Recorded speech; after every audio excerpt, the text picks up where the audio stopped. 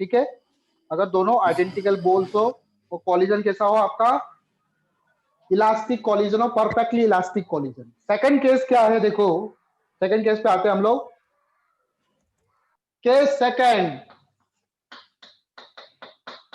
Perfectly sorry, case second क्या है आपका, E इक्वल टू 0 हो, E इक्वल टू क्या हो, 0, दैट इज E 0 किसके लिए होता है, हमने पढ़ा था E 0 कब होता है, परफेक्टली इन इलास्टिक कॉलिजन हो, परफेक्टली इन इलास्टिक कॉलिजन हो, तो उसके लिए ठीक है। अब इस कंडीशन में क्या होगा, हमने V का फॉर्मूला पढ़ा था, इस केस में V1 V2 क्या हो जाएगा बताओ, तो हमने देखा था कि दोनों बॉडी आपस में क्या हो जाएगी, चिपक जाएगी, वापस से रिफॉर्म ही नहीं हो रही। तो V1 और V2 ये आपस में बराबर हो जाएंगे, और किसके बराबर हो जाएंगे, BC के। BC क्या है आपका, कॉमन वेलोसिटी।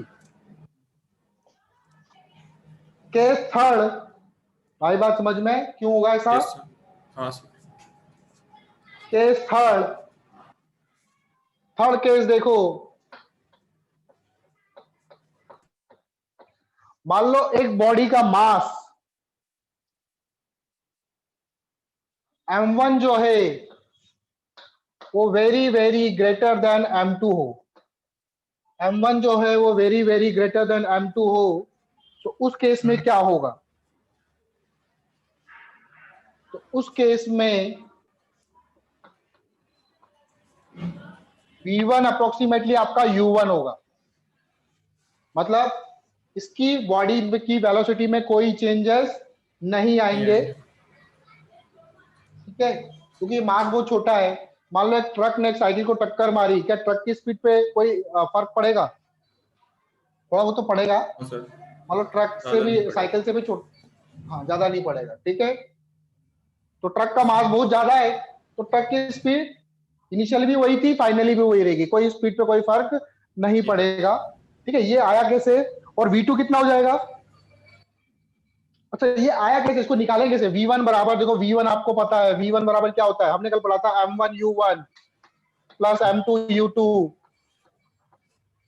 प्लस क्या था यहाँ पे, प्लस था माइनस था, माइनस था, माइनस M2 था I think, minus M2E U1 minus U2 minus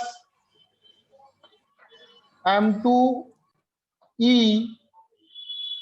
U1 minus U2 divided by M1 plus M2,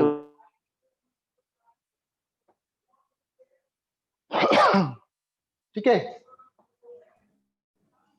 तो M1, अब इस पूरी टर्म को M1 से डिवाइड कर देता हूं, ऊपर और डिनोमिनेटर दोनों को M1 से डिवाइड कर देता हूं, मैं कर सकता हूं, V1 equal to M1 V1 sorry M1 U1 divided by M1 M2 U2, बात समझ में आ रही है, divided by M1 minus M2 by M1E U1 minus U2, नीचे वाली टर्म को भी डिवाइड कर दो, M1 अपॉन M1 और M2 बाय M1, ठीक है। अब M2 जो है वो M1 के कंपैरिजन में बहुत ही छोटा है, तो M2 बाय M1 की वैल्यू क्या होगी अप्रोक्सीमेटली, 1 डिवाइडेड बाय 9999999, मान लो 1 डिवाइडेड बाय 9999999 करते हो, क्या आता है अप्रोक्सीमेटली, बहुत ही छोटा 0 आता है, कर देना कैलकुलेटर में, 1 डिवाइडेड बाय 99999 करोगे तो 0 आएगा लगभग, तो ये क्या हो जाएगा, 0 हो जाएगा। तो देखो M2 बाय M1 ये 0 हो गया,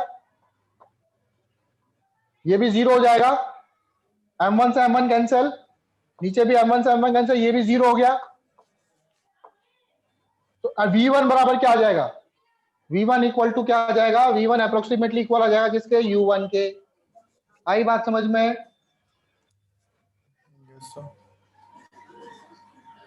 कोई डाउट,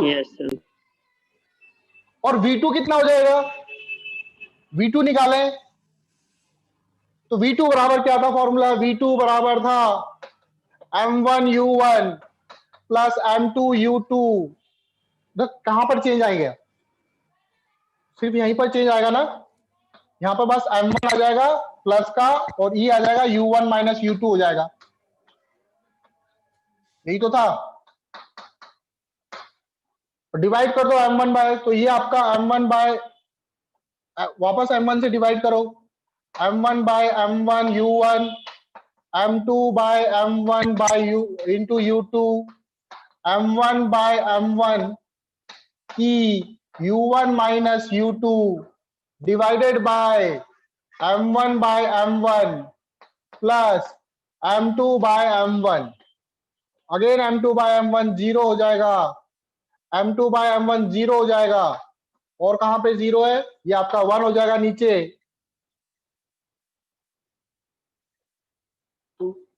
ये कैंसिल, V2 बराबर आपका बचेगा U1, नीचे बचेगा 1, ये जीरो हो गया, ये भी आपका E U1 माइनस U2 हो जाएगा।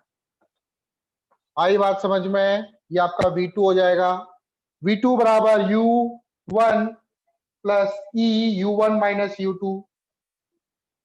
कोई डाउट? सर एक डाउट है sir, M2 upon M1 sir approximately 0 था ना? हाँ सर पर M2 तो बड़ा है, डिनोमिनेटर मतलब न्यूमरेटर बड़ा है और डिनोमिनेटर छोटा है, तो सर 0 M1 बड़ा कैसे है आ इसमें सकता बेटा, है? M1 बड़ा है। हाँ मैंने कंडीशन क्या ली थी, उल्टा M1 लिख इज दिया। Very very greater than M2, उल्टा लिख ये किया, ठीक है, M2 बड़ा नहीं M1 बड़ा है। आई बात समझ में? Yes sir. चलो अब इस पे क्वेश्चन करते हैं हम लोग, एक मिनट। बाकी आगे और डिस्कस करेंगे हम लोग।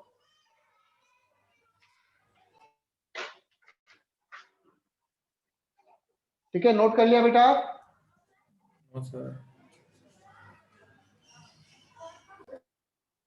बाकी है भी लिखना? हो गया सर। लास्ट स्टेप लिख दो। मेरा नहीं हुआ।